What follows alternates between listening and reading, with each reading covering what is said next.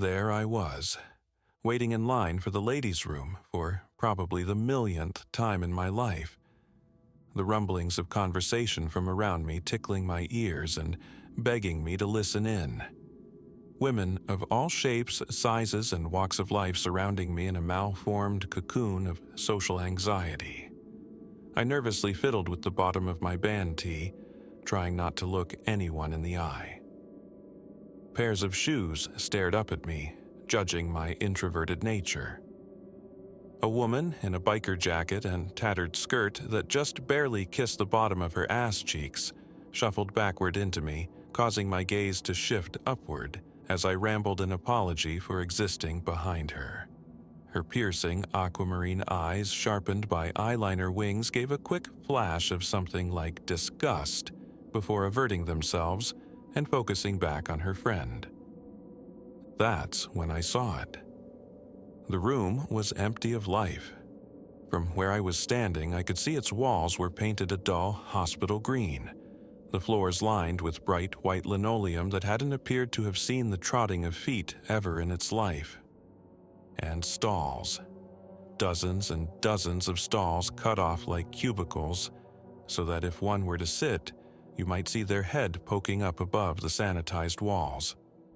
But it was a bathroom, it had to be, and I was already shifting in place, trying my best to hold on to control of my bladder, and I was losing it quickly. I pondered a moment on whether or not it was worth going in. Why hadn't anyone else? Maybe it wasn't open.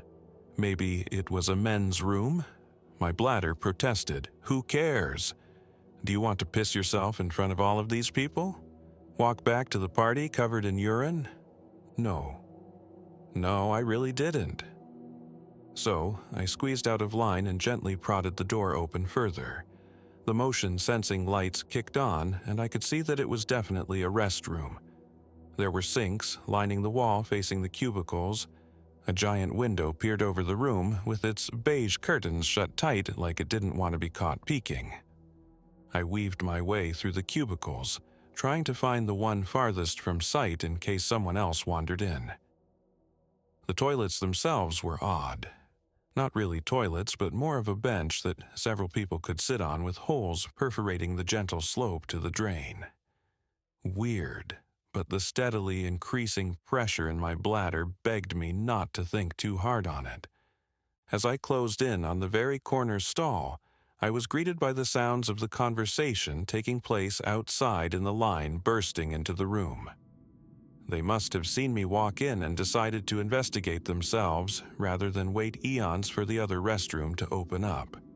The ladies spread out like a swarm of flies looking for a place to land, and the stalls quickly filled up, including the one I was planning on using. So much for that idea, I thought. The biker girl and her friend took the spot I had set out for, and before I knew it, every single stall was full. The benches were shared by 2 to 3 women, engaging in conversation like it was completely normal to do so while you used the bathroom with your friends. I looked around for an open spot. It was hopeless. I didn't know any of these women, and despite being on the verge of wetting myself, I wasn't about to mix my pee with a stranger's. As I weaved in and out of cubicles to get to the door, keeping my head down and avoiding eye contact at all costs, a loud mechanical clunking caught my attention. The curtains to the large window were opening, sliding back into the walls like a second eyelid. What laid beyond them was not the dreary dark cityscape that waited outside the building, but what could only be described as the most brilliantly blinding light known to man. As the eye of the window opened, I looked around to see everyone had turned their heads to gaze into it.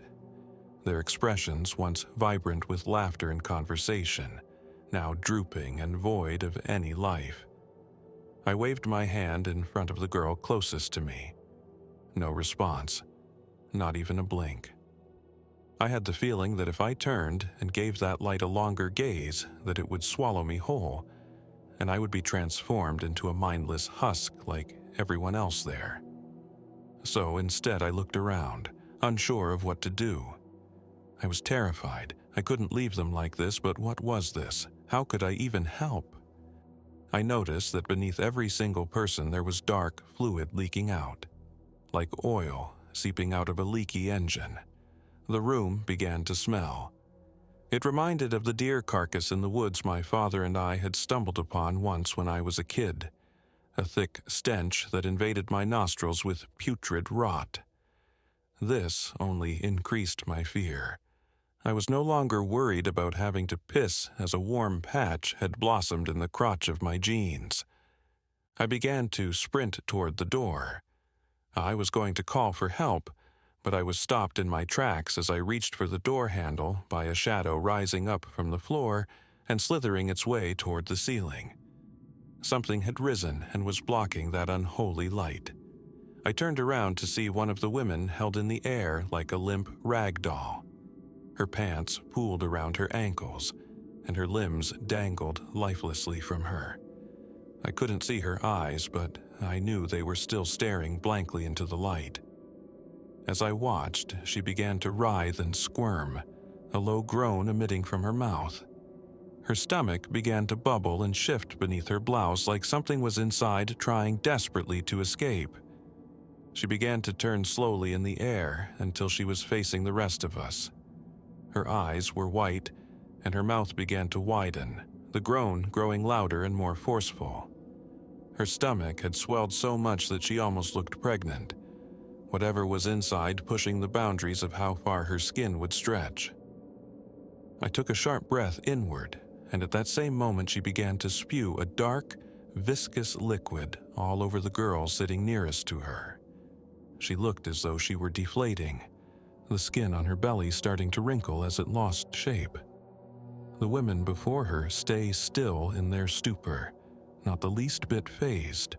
Their faces became coated in the bile until it dripped from their chins in thick globs. It clotted like blood against their skin. The goo was in their open eyes and their mouths, and the stench that was already filling the room reached its peak. I struggled not to heave up my dinner, plastered in place with fear and fascination. The scene unfolding before me was disgusting, but I couldn't bring myself to turn away. I came to my senses when those that had been covered in her thick bile started to bloat and spew their own viscous liquid onto the next wave of people, and they in turn did the same until the whole room was covered in that foul-smelling fluid. I turned back to the door and tried the handle. It wouldn't turn. "This can't be happening. This can't be happening," I whispered. The rasping groan had returned, and it was growing. It echoed off the walls and became almost too loud to bear. I fought against the door, praying it would bust off of its hinges and let me go, but it wouldn't budge.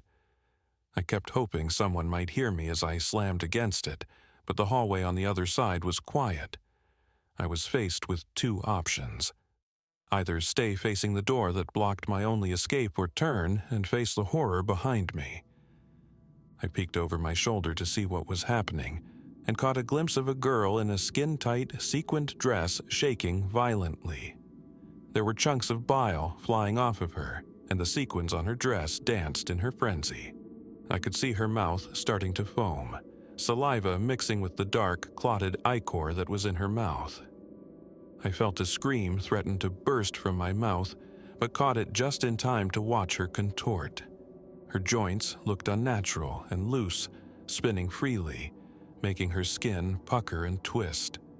She scrambled to her feet, her knees bending first in the wrong direction, making her look like she would fall face first into the pooled stomach contents on the floor. The others were getting up too. I turned around and watched as every single one of them frantically got up and began to come toward me like a pack of hungry wolves. None of them could stay up, their limbs sliding around their failing joints, but they were determined. The groaning was intolerable. The stench was unbearable.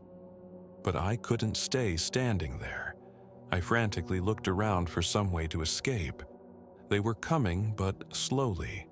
Foam seeping from their open mouths and their soulless white eyes wide open. They kept falling over each other, but not once did they look anywhere else. Their gaze was fixed on me. I found a vent just large enough for me to squeeze into just above the sinks to my right. It was loose and probably my only option for escaping whatever the fuck was happening in the bathroom. I quickly dashed to the sinks and climbed up.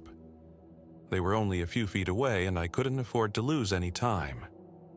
I wrenched the vent open, splitting open my finger in the process, and started to pull myself in. At the sight of the blood on my finger, the contorting mass went into a frenzy. They quickly closed the gap and I could feel one of them pulling at my feet. I lost my hold on the vent and crashed down onto the sink. My leg was being held by a behemoth of a woman. Her once probably beautifully and meticulously curled blonde hair was matted and hanging limply from her skull. Thick foam spattered her lips as she opened her mouth wide and snapped at my feet like a wild rabid dog, a terrible sound coming from deep in her throat. It was like the gurgling of a thick pasta sauce boiling, her teeth making an awful clanking as they tried desperately to make purchase in my flesh. I could see her stomach filling, bubbling under her thin, floral printed shirt. The seams of it looked like they were about to burst. I kicked at her face desperately. She was strong. Her fingers dug into my ankles. One of my kicks landed square on her jaw, and it slid out of its socket, leaving her already gaping mouth hanging open even farther. Her grip loosened, and I wrenched myself back up onto the sink and up into the vent. The duct was too narrow to move through, so I sat there sobbing for what felt like hours. When I dared to look out into the bathroom, they were still there, surrounding the sinks with their blank stares aimed right up at the opening. The light from the open window casting shadows into their mouths that made them look endlessly deep. I had no hope of moving farther into the vent, and I sure as hell wasn't going to go back the way I came. So I waited, hoping maybe the horde would move and I could find another way out. I was sliding into sleep when I heard the jingle of keys and a voice in the hallway. "I don't know what you're testing in here, but can you make sure you clean up after yourself this time? It fucking reeks, and last time I got it on my clothes. Took weeks for that smell to come out."